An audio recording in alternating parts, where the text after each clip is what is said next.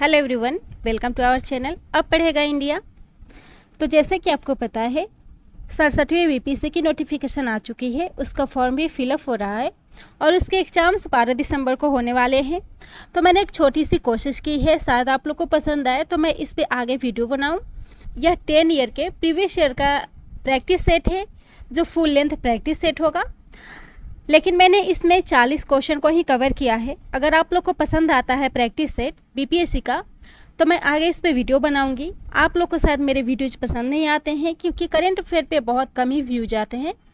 तो अगर आप लोग इस पे एग्री करते हैं, आप लोग कमेंट करके ज़रूर बताइएगा कि आप लोग को बीपीएससी के प्रैक्टिस सेट का प्रीवियस ईयर का क्वेश्चन चाहिए, तो मैं इस पर वीडियो ज़रूर बनाऊँगी। यह क्वेश्चन 40वीं बीपीएससी में पूछी गई थी जो 1995 में इसे आयोजित किया गया था। तो चलिए शुरू करते हैं आज के इस वीडियो का फर्स्ट क्वेश्चन। पहला क्वेश्चन है, निम्नलिखित में से किसने 1857 के विद्रोह को एक षड्यंत्र की संज्ञा दी है? तो इसका राइट आंसर होगा ऑप्शन बी, सर जॉन के। 1857 के विद्रोह को एक षड्यंत्र कहा था सर जॉन के ने। इस विद्रोह को प्रथम भारतीय स्वतंत्रता संग्राम या सिपाही विद्रोह भी कहते हैं। इस विद्रोह के कई कारण माने जाते हैं, लेकिन मुख्य कारण है एक बंदूक जिसमें कारतूस भरने के लिए पहले उसे दांतों से खोलना होता था और तब यह अफवाह फैली थी कि उस कारतूस में गाय और सूअर के चर्बी का इस्तेमाल किया गया है, जिसके लिए सिपाही विद्रोह हुआ था और इसे ही 1857 की क्रांति के रूप में जाना जाता है। अगला है, निम्नलिखित वर्गों में से किसने 1857 के विद्रोह में भाग नहीं लिया था? इसका ऑप्शन है खेतीहर मजदूर, साहूकार, कृषक और जमींदार। 4 ऑप्शन दिए गए हैं और यहाँ से आपको आंसर चूज करने हैं। यानी कि फर्स्ट ऑप्शन में है केवल एक, यानी कि खेतीहर मजदूर। सेकेंड ऑप्शन में है 1 और 2 दोनों, यानी कि खेतीहर मजदूर और साहूकारों ने इसमें भाग नहीं लिया था। थर्ड ऑप्शन में है केवल 2, यानी कि साहूकार ने इसमें भाग नहीं लिया था। और फोर्थ ऑप्शन में है 2 और 4 दोनों, यानी कि साहूकार और जमींदारों ने इस क्रांति में भाग नहीं लिया था। इसका राइट आंसर होगा ऑप्शन सी, केवल 2, यानी कि इस क्रांति में सिर्फ साहूकारों ने भाग नहीं लिया था। इस क्रांति का मुख्य केंद्र था मेरठ, दिल्ली, कानपुर, लखनऊ, झांसी और इस क्रांति को सर जेम्स आउटरम और डब्ल्यू टेलर ने इसे हिंदू मुस्लिम षड्यंत्र का परिणाम भी बताया है। अगला क्वेश्चन है, 1857 के विद्रोह ने बिहार के कई नगरों को प्रभावित किया था। बिहार के विभिन्न नगरों में विद्रोह के विस्फोट का सही क्रम निम्नलिखित में से कौन सा है? ऑप्शन दिया हुआ है पटना, मुजफ्फरपुर, रोहिणी, जगदीशपुर। सेकेंड ऑप्शन दिया हुआ है पहले रोहिणी, पटना, मुजफ्फरपुर और जगदीशपुर। थर्ड ऑप्शन है मुजफ्फरपुर, पटना, जगदीशपुर, रोहिणी और फोर्थ ऑप्शन है जगदीशपुर, पटना, रोहिणी और मुजफ्फरपुर। तो इसका जो राइट आंसर होगा वह होगा ऑप्शन बी, रोहिणी, पटना, मुजफ्फरपुर और जगदीशपुर। यह इसका सही क्रम है। अगला क्वेश्चन है, मानव बलि प्रथा का निषेध करने के कारण अंग्रेजों के विरुद्ध विद्रोह करने वाली जनजाति का नाम बताइए। तो इसका राइट आंसर होगा ऑप्शन बी, खोंड। अंग्रेजों द्वारा मानव बलि प्रथा का विरोध करने के कारण खोंड जनजाति के लोगों ने अंग्रेजों के साथ एक विद्रोह किया था, जिसमें अंग्रेजों की जीत हुई थी और उनके बाद यह प्रथा समाप्त हुआ था। नेक्स्ट क्वेश्चन है, किस वर्ष हिंदुस्तान रिपब्लिकन एसोसिएशन की स्थापना हुई थी? इसका राइट आंसर होगा ऑप्शन बी, 1924 को। इस संगठन की स्थापना सचिंद्र सन्याल के द्वारा 1924 को की गई थी। नेक्स्ट क्वेश्चन है, भारतीय राष्ट्रीय कांग्रेस की प्रथम महिला अध्यक्ष कौन थी? तो भारतीय राष्ट्रीय कांग्रेस की प्रथम महिला अध्यक्ष एनी बेसेंट थी। इसका राइट आंसर होगा ऑप्शन डी। भारतीय राष्ट्रीय कांग्रेस के 33वां अधिवेशन जो 1917 में आयोजित हुआ था और इसमें कलकत्ता में एनी बेसेंट को इसका अध्यक्ष बनाया गया था। अगला क्वेश्चन है, निम्न में से किसने 1873 ईस्वी में सत्यशोधक समाज की स्थापना की थी? तो इसकी स्थापना किसने की थी? राइट आंसर होगा ऑप्शन बी, ज्योतिबा फूले ने। सत्यशोधक समाज की स्थापना ज्योतिबा फूले ने की थी, जो कि 1873 ईस्वी में हुई थी। अगला क्वेश्चन है, निम्नलिखित वर्गों में से कौन 1905 के स्वदेशी आंदोलन से मुख्यतः अप्रभावित रहा?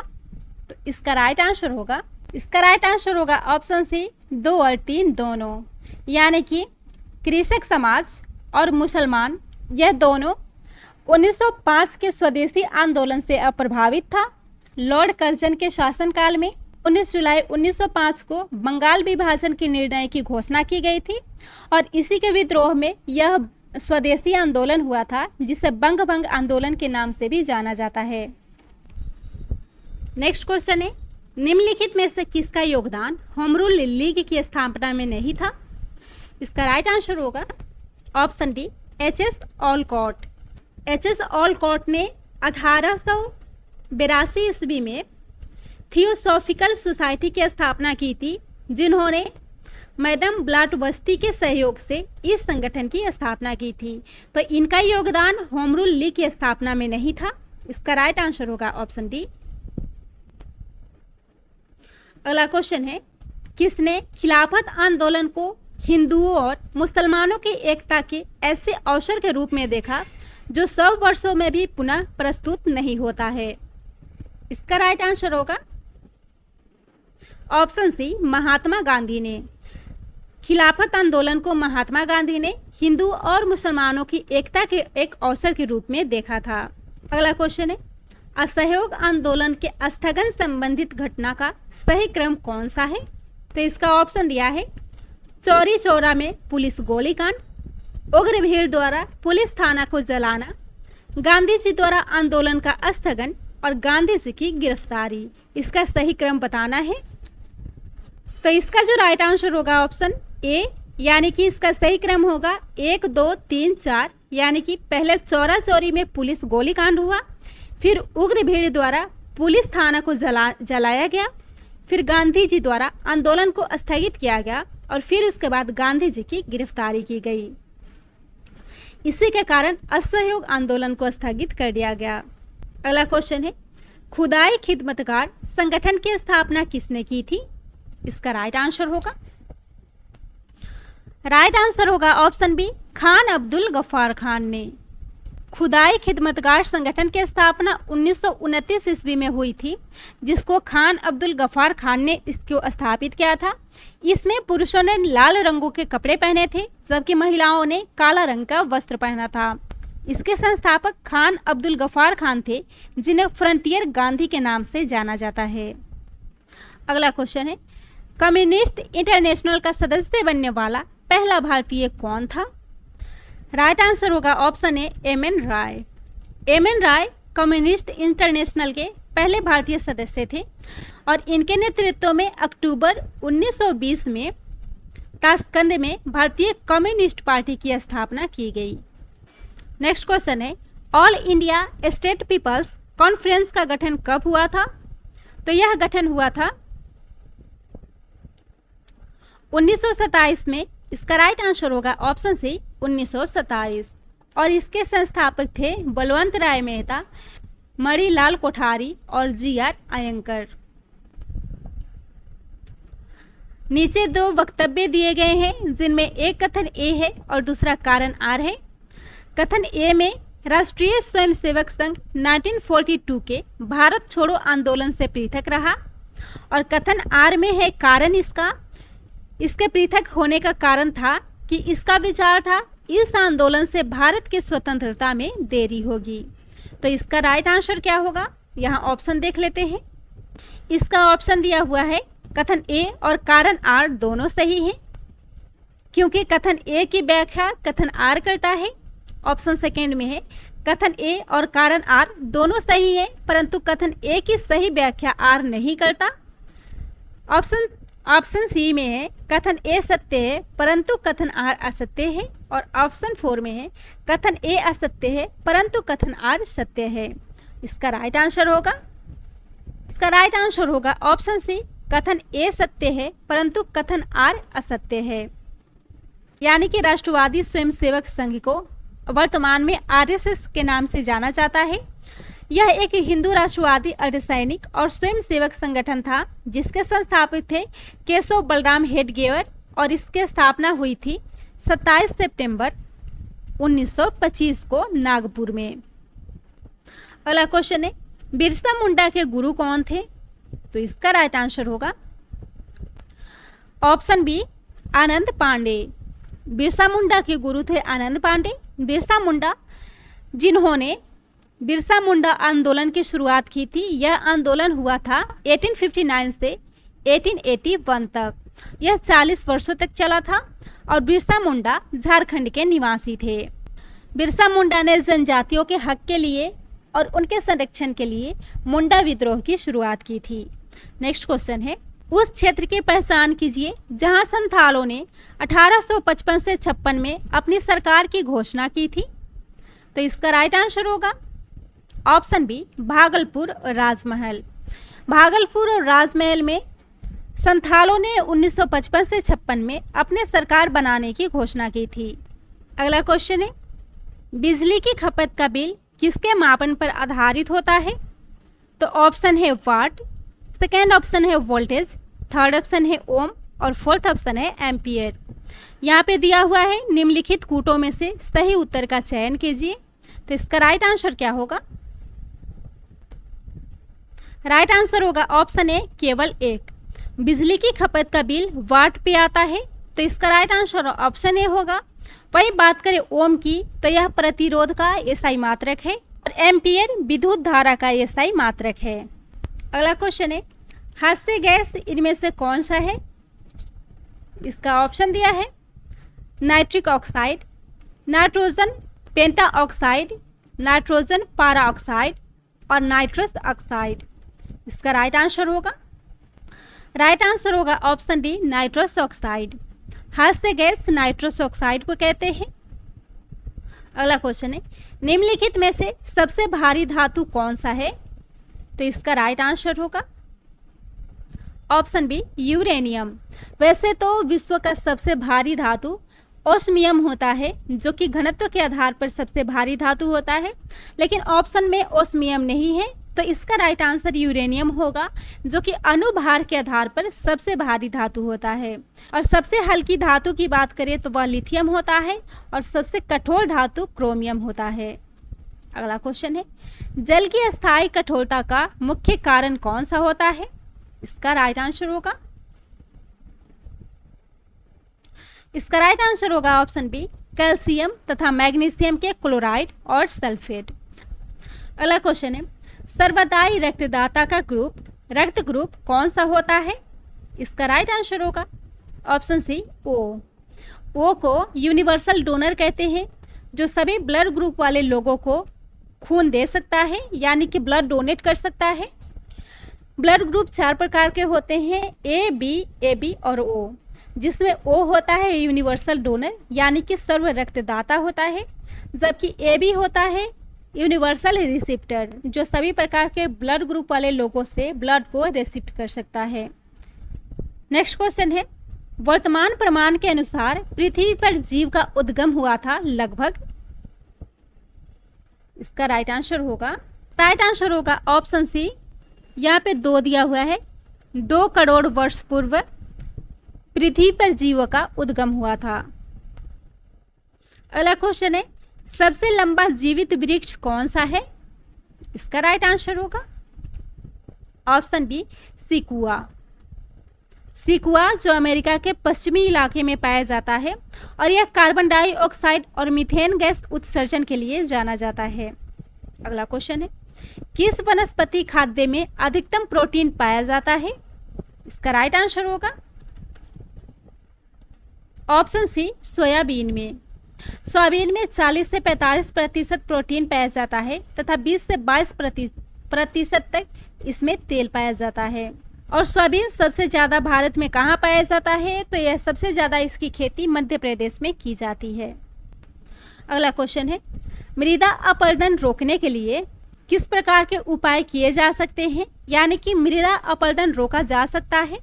ऑप्शन दिया है अति चराई द्वारा, ऑप्शन सेकेंड है वनस्पति के उन्मूलन द्वारा, ऑप्शन थर्ड है वनारोपण द्वारा और ऑप्शन फोर्थ है पक्षी संख्या में वृद्धि के द्वारा। इसका राइट आंसर होगा ऑप्शन सी, वनारोपण द्वारा। मृदा अपरदन होता है वनों की अंधाधुंध कटाई के कारण और इसका मुख्य कारण यही है कि वनों को संरक्षित करना, यानी कि वनारोपण करना, बाढ़ को नियंत्रित करना तथा सीढ़ीदार खेती को अपनाना। अगला क्वेश्चन है, न्यूजीलैंड में पाया जाने वाला उड़यनहीन पक्षी कौन सा है? इसका राइट आंसर होगा ऑप्शन सी, कीवी। कीवी जो न्यूजीलैंड में पाया जाता है और यह उड़यनहीन यानी कि यह उड़ नहीं पाता है, तो इसका राइट आंसर होगा ऑप्शन सी। नेक्स्ट क्वेश्चन है, समुद्र नीला प्रतीत होता है, तो ऑप्शन दिया है अधिक गहराई के कारण, ऑप्शन बी है प्रकाश के परावर्तन तथा जल के कणों के द्वारा प्रकाश के प्रकीर्णन के कारण, थर्ड है जल के नीले रंग होने के कारण, और फोर्थ है जल की ऊपरी सतह के कारण। तो इसका जो राइट आंसर होगा, इसका राइट आंसर ऑप्शन बी होगा प्रकाश के परावर्तन तथा जल के कणों द्वारा प्रकाश के प्रकीर्णन के कारण।